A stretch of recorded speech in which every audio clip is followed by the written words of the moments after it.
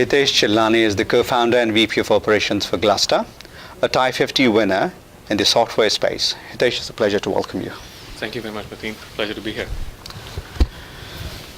TiE50 winner, 1,619 companies, 50 winners, and you're one of them. How does it feel? Very, very proud, very happy, especially because, and like I said in the presentation, when Gluster was founded, we were heavily advised and seed funded by a TiE Charter member. So one of the venture firms that's invested in Gluster, Nexus Venture Partners, has been founded by a TiE Charter member. So it's really a validation of TiE's vision. Gluster's success is a validation. Naren Gupta. Yes. You're in a, I don't know if it's a unique space, but it's a new technology because everybody's talking about cloud and you're talking about storage. Storage for the cloud. Yes. So let's talk a bit about your technology. Sure.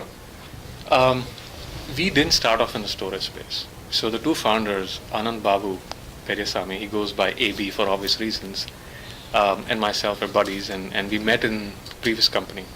And there we were deploying supercomputers built out of commodity servers. So these were commodity server pizza box computers put together as clusters with open source software, right? And these were replacing huge supercomputers. So today, if you go to the supercomputing space, you'll hardly find any big monolithic supercomputers. We were at the leading edge of that. We deployed the world's second fastest supercomputer in 2004. That's the technology and experience we brought into Gluster in 2005 when we started it. We got our first customer in 2005, and that customer led us eventually to the storage problem that we are now addressing. So they had about 2 petabytes of storage, which was on big, expensive machines. They couldn't scale fast enough or appropriately to serve data fast enough. We built out a supercomputer for them and a storage machine based on the same paradigm, scale-out commodity servers. Quickly, we realized that the biggest problem in the data center is not in compute, but in storage. So that experience, we took over to the oil and gas companies here in North America. That's where we got started. 9 out of the 10 guys we would present both to them, compute and storage. 9 out of 10 would point to storage. Tell me more about this. So in 2007, we changed to being a complete storage company. All hands on deck to storage. So that was a start in storage. And the paradigm applied was solve the storage problem with software, not with more expensive hardware. Let the hardware be commodity hardware, like your Dell, HP, commodity servers, and use the storage, deploy the storage as a virtualized pool, which is centrally managed and scales seamlessly. So you've got now storage looking more and more like compute looks now in the data center. What has happened on the compute side is you've got technology taking off left, right, and center. You've got multi-tenancy, you've got virtualization, you've got location independence, you've got these multi-core processors, more and more power being packed into compute, virtualization squeezing even more power from the compute. Storage is a laggard.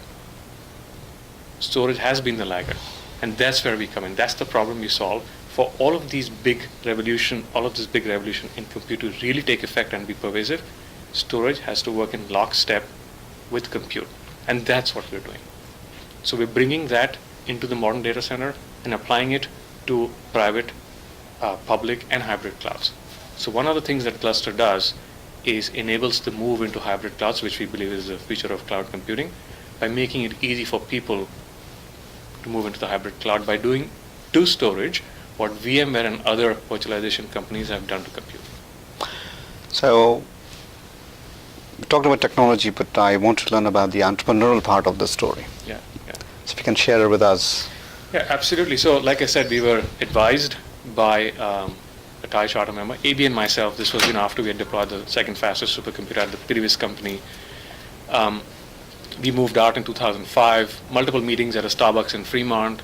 What should we do? We have this core skill sets. We have a few core team members who are willing to wanting to do something different. And we were kind of going around in the analysis paralysis loop.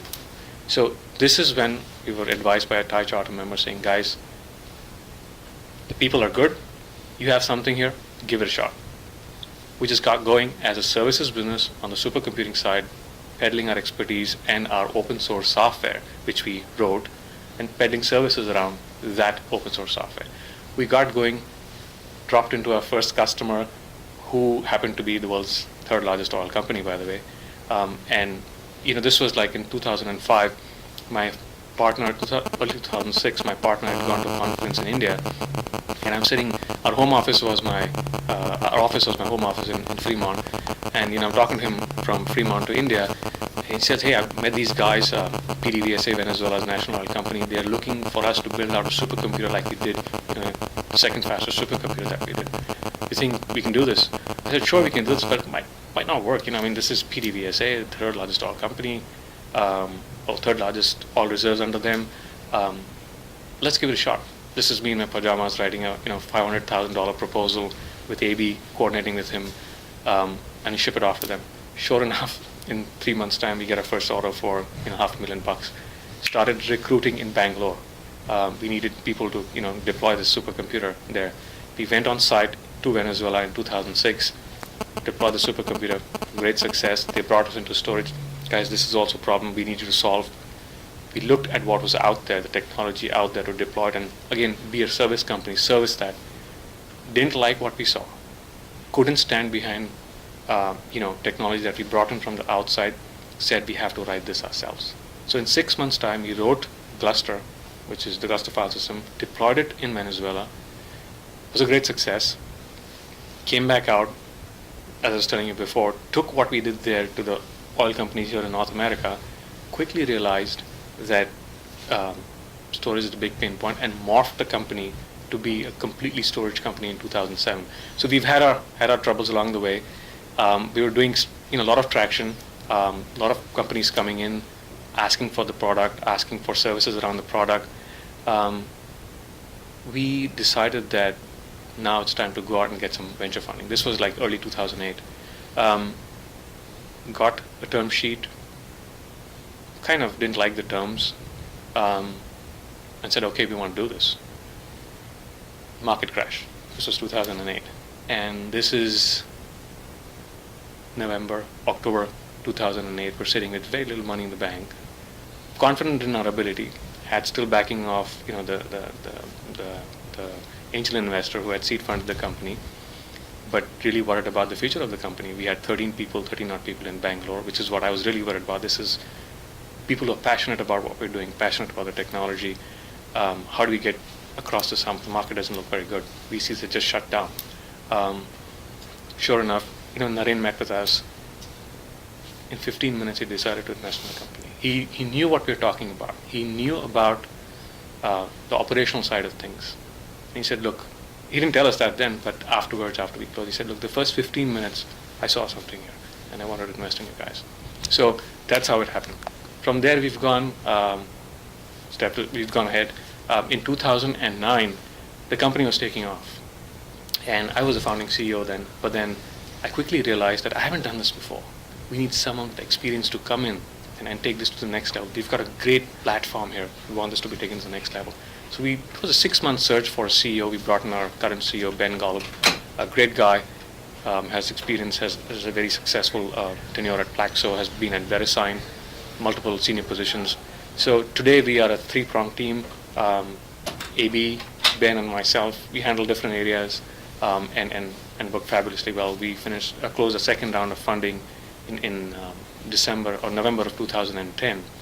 And as a CEO, you work 3 buckets: team, vision, cash flow, team, vision, cash flow. So we are now working the team bucket. We've got the cash flow under control. We've got the vision.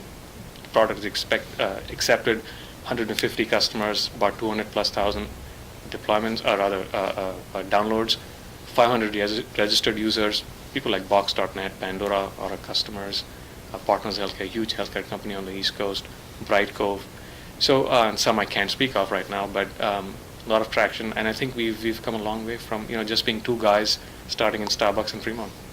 So I think after listening to all the complete track, right from your early days to where you are now, I see one particular reason why you are where you are, and that's because of TiE's involvement. I'm happy to admit that. Naren is an exceptional, has an exceptional track record, but we still want to take credit as his, him being charter member of TiE. That's exactly what I say. And in fact, it was Anil Godwani, ICC, who really advised us and during the starting stages of the company. He was a seed investor also, angel investor. Right. Again, congrats and thank you. Absolutely a pleasure. Pleasure to be here. Right. Thank you very much.